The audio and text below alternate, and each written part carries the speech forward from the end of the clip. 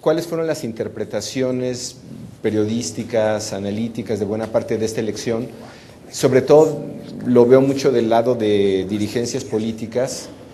Se le concede muy poco al elector en el terreno que sea. El comportamiento que les acabo de dar es uno, lo que ha dicho Jorge sobre la no respuesta, Roy, o lo que ha dicho María sobre lo que está pasando en algunos estados.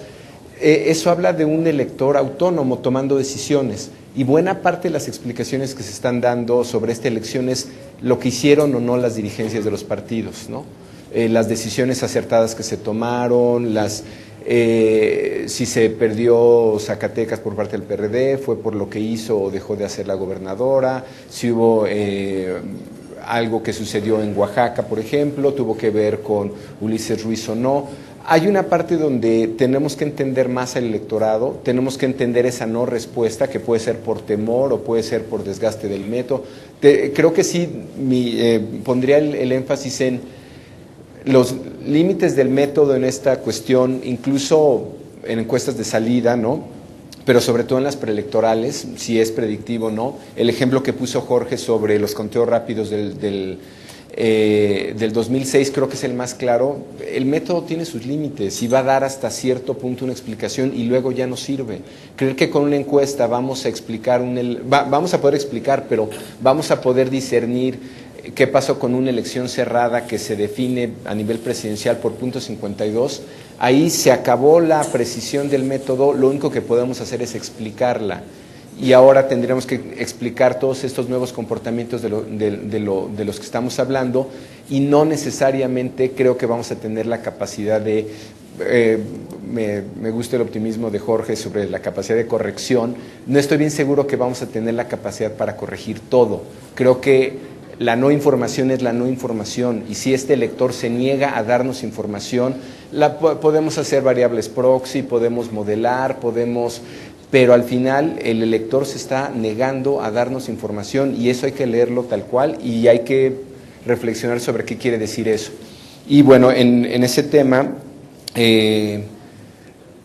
diferiría en este genérico o en esta observación genérica que hace María sobre los temas de participación.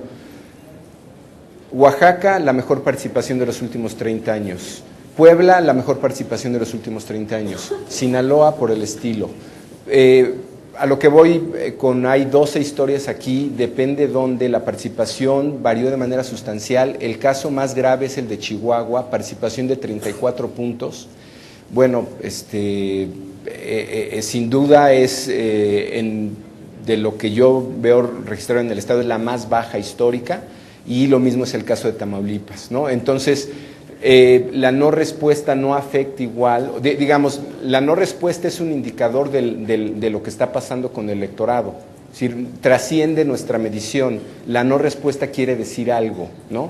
Y en algunos casos es temor. Se habló de Tamaulipas aquí, caso similar al de María, ¿no? Ante una propuesta de no se puede medir en Reynosa, la respuesta de quien está enfrente del problema, que cuestiona a uno y le diga, ¿cómo de que no? ¿No? O sea, tengo otra encuesta. O no se puede medir en Altamira, o no sé, es decir, ni siquiera fue el estado completo, creo. O sea, hubo plazas específicas, bueno, San Fernando, Vallehermoso, ¿no? Es decir, es la primera vez, y esto puede ser un dato, a diferencia de María, nosotros no contamos necesariamente con el campo incorporado, pero trabajamos en una especie de sociedad. Es la primera vez que yo veo a un campo que es de lo más eficiente, de lo más, con la mejor calidad, de lo más correcto. Es la primera vez que los veo rechazar trabajo, ¿no? De decir, ¿sabes qué? Ese no lo puedo hacer, ¿no? Es la primera vez que yo recuerdo que esto ha pasado. Es un indicador. Y bueno, finalmente, a lo que me refería con el tema editorial, Roy, no hablo necesariamente de el momento en el que sales a dar un dato, si sales o no sales. No es desde cuántas elecciones mides y qué mides o qué no mides, es una decisión editorial. Y luego lo que hacen los periódicos frecuentemente, y hablaba mucho de las inserciones pagadas, el dato que se publicó sobre Puebla, ¿no? Que era una inserción pagada, pues es una cuestión editorial de ese diario que decidió publicar un dato tuyo sobre el cual tú no tienes control. y tú, ¿no?, públicamente apareciste como alguien que daba a López Zavala 9 puntos arriba. Tú no tienes control sobre eso, ¿no? Ya, gracias. Gracias, Francisco. Bien, ahora le vamos a ceder el uso de la palabra a María de las Heras para sus comentarios en esta ronda. Gracias. Son ustedes muy buenos explicándolas, porque qué bárbaro. Así son con las mujeres, igualito. Te voy a explicar mi vida. Rápido le llaman correlación a cosas que yo no estoy tan segura que se demuestra la correlación. Y menos la causa-efecto. Entonces me parece, la verdad, yo vi mis números, aquí también traigo mis laminitas, no crean que no. Y Dios nos ampare el año que viene, porque yo todavía no sé qué está pasando. Sé que la gente está asustada. Sé, uno, que el voto de castigo contra el PRI sigue bien vivo. Dos, que es muy peligroso cuando juntan la lana, los recursos que tiene el PAN, con lo que sabe hacer el PRD. Porque mientras vaya el PAN solo, pues tiene recursos, pero no sabe ni cómo usarlos.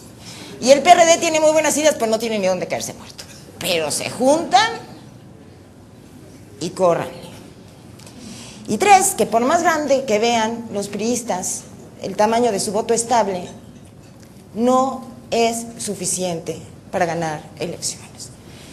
Y una mala selección de candidato, una mala decisión de campaña hace que el voto cambiante no salga a votar. Eso es lo que se ve.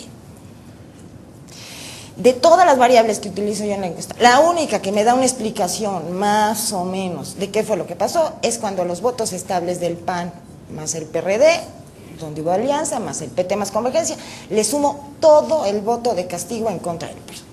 Cuando hice las preelectorales no me atreví a sumarle todo el voto de castigo en contra del PRI. ¿Por qué? Pues porque nunca habían llegado a las urnas todos los que no quieren que el PRI gobierne. O sea, hay mucha gente que dice, no, que el PRI no gobierne, pero de eso a tomarse la molestia de ir a votar, pues ya es una diferencia. Hay otros que sí odian al PRI, esos desde la mañana anterior están formados. Pero la mayoría dice, no, pues son, ¿no? Pero no hace mayor cosa. Por eso, normalmente el 50-60% del voto de castigo se sumaba al voto estable de la oposición y votaba en contra del PRI. Según los datos, el 4 de julio no hubo uno solo en el voto del castigo del PRI que no acudiera a las urnas, por lo menos en términos de números generales. Eso es lo que yo puedo. Y por último, insistir que el peor daño que nos podemos hacer todos, creo yo, como país, como gestadores, políticos, es seguir haciendo como que no está pasando nada. Porque ahorita la gente no quiere contestar, ahorita no nos admite, ya en las encuestas nos movíamos como pez en el agua, ahora ya nos rechazan, no podemos entrar a trabajar, no podemos hacer, la gente está en peligro, hemos tenido problemas en campo, y al rato alguien va a salir a decir, así no se puede vivir, mejor que no haya elecciones. Y la verdad es que está pasando y está cambiando la forma de pensar del electorado, y está cambiando de manera muy drástica y nos está pasando por las narices. Y la conclusión no puede ser, al final de todo esto, ay, las encuestas no sirven. Bueno, pongan ustedes que no sirven, ignórenos. Pero no es nada más eso. Y yo creo que eso es a mí de lo que más me, voy a poner entre comillas, me asustó cuando vi este año lo que me di, los resultados electorales, cómo trabajó mi campo. Este es un país que está cambiando y no necesariamente para bien. Y hacer como que nada pasa no va a solucionar el problema. Y de verdad lo que está haciendo el gobierno federal, lo que está pasando en los estados es terrible. Terrible, mucho peor. Y la forma en que se meten en las secciones, ¿cómo las llamaste tú? Vulnerables. Son muy propios aquí, ya saben que ellos nunca dicen las cosas como son. Por Dios, hombre, es que eso no se veía en este país. Bueno, yo nunca lo vi. Cuando yo llegué a trabajar ya eran historias de anecdotario, de cómo se hacía antes, cómo llegaban. Es que ahora las negociaciones abajo con los programas de gobierno es una cosa que asusta. Hay veces que los encuestados no me regresan porque se quedan a cobrar, porque ahí ya les dan mejor. O sea, de verdad, yo creo que ahí hay que ponerse un poquito más duros, más críticos, más a estar viendo qué está pasando y empezar a protestar mucho más duro. Muchas gracias. Y Roy, una sola comentario, querido amigo mío. Dices, donde los independientes son mayoría, hay más coincidencia con el ganador. El voto de los independientes coincide con el ganador. Los independientes son mayoría, Roy. Si los independientes no votan por el que gana, no gana. Entonces, bueno, ¿estás de acuerdo? O sea, es como decir, bueno, es que las mujeres de tal lado, de nivel socioeconómico medio bajo para abajo, entonces, pues sí somos la mayoría. Ergo, coincidimos con quien gana, ¿no? Nada más eso. Muchas gracias y gracias otra vez por la atención. Gracias, María. Gracias de nueva cuenta. Vamos para terminar esta ronda a darle el uso de la palabra a Jorge Buendía para su comentario.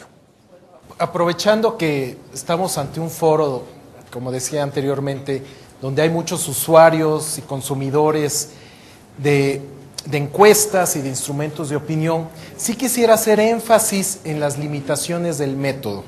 Cuando me refiero al error muestral y al error no muestral, es precisamente con la finalidad de tener presente todos estos posibles fuentes de error, y en particular quisiera comentar uno que siempre y que ha sido motivo de discusión, que es el anuncio de resultados con las encuestas de salida. La encuesta de salida es un instrumento bastante limitado para dar ganador. Me puedo equivocar, Roy, pero con una diferencia de 4 puntos entre primer y segundo lugar no se puede dar ganador.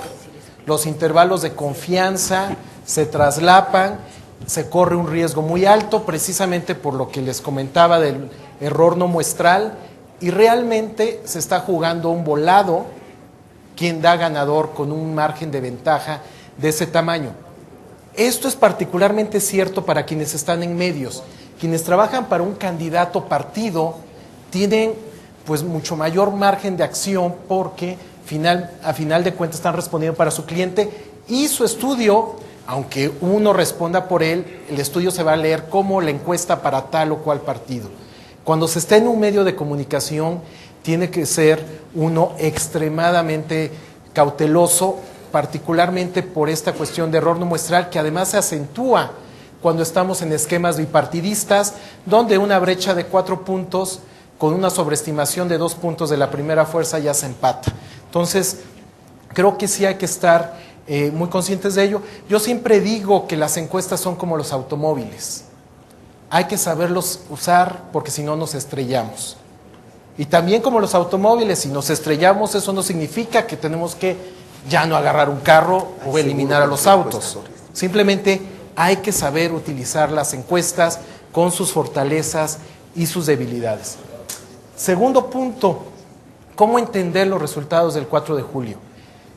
Creo que básicamente lo que estamos viendo de manera muy clara es una ola en contra de los partidos en el gobierno de cualquier signo. La insatisfacción con el statu quo es tan grande que le está pegando a todos los partidos. El PAN perdió las 2 gubernaturas que tenía, el PRD perdió la que tenía, el PRI perdió 3 de las 9 que tenía. Roy mostraba estos datos. De la mitad de las gubernaturas que se eligieron este año hubo alternancia. Hace 6 años, de las 10 que hubo, solamente en Tlaxcala hubo alternancia. Es decir, estamos viviendo un momento muy atípico, y como se está comportando el electorado, que está yendo en contra del PAN en Baja California, en Aguascalientes, en Tlaxcala, en contra del PRD en Zacatecas, el año pasado lo vimos en San Luis Potosí, en Querétaro, sí estamos en un contexto donde a los partidos en el gobierno se les está complicando mucho. Hay una ola, como dirían el término